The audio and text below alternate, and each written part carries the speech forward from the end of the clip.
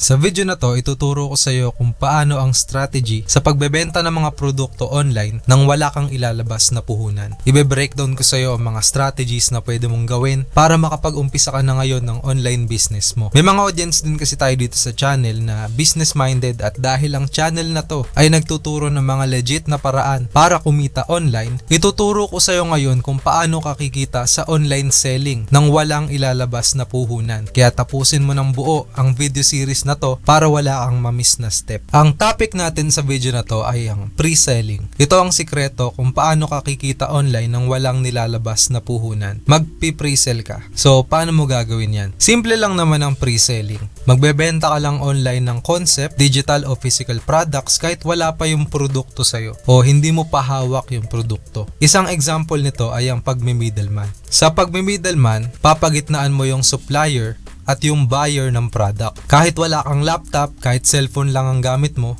pwede mong gawin to. Ganito yung technique dyan. Halimbawa, gusto mo na magsimula pero wala ka pang puhunan. Ang gagawin mo, magpo-post ka ng produkto online kahit picture lang ng product muna galing sa supplier mo. Picture lang muna. Kapag may nakita kang produkto galing sa supplier mo at gusto mong ibenta, wag mo munang bilhin yun. Picturean mo muna o manghingi ka muna ng picture at yun yung i-post mo online. So, ganun na nga yung ginawa mo. Nag-post ka ng picture ng produkto na galing sa supplier. Ang next step, i-market mo na at ibenta ang produkto na ipinost mo. Kapag may bumili sa'yo, may on-hand ka ng puhunan. Yung pinagbentahan mo na pera, yun yung ipambili mo sa supplier mo nung mismong item. Syempre, papatungan mo yon ng tubo.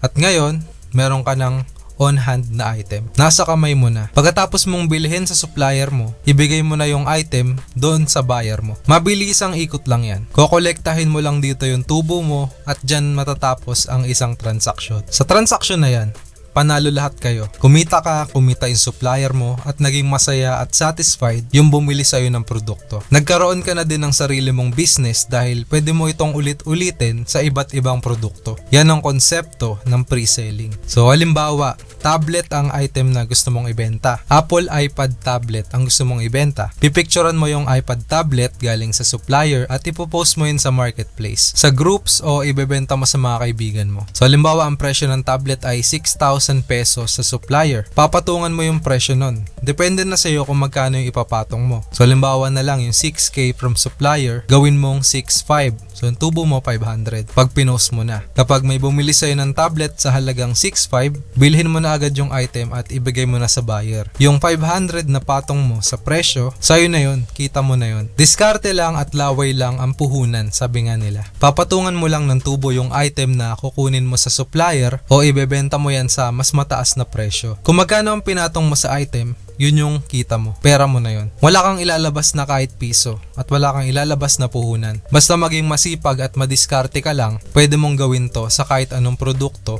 ng paulit-ulit. Ito lang yung mga bagay na kailangan mong tandaan. Una, humanap ka muna ng supplier na fit sa'yo. Ito yung critical na step kasi kailangan stable yung supplier mo. Kailangan kasi masusupply mo yung demand na kailangan ng buyer mo. Depende sa dami at depende sa taas ng product quality. Dapat syempre mabilis mong makukuha yung produkto para mabilis mong ma-turn over sa buyer ng item. Pangalawa, itago mo ang supplier mo. Ganito talaga yung ginagawa sa mga ganitong business. Kapag nakahanap ka na ng maayos na supplier, itago mo sa ibang tao at tropahin mo na.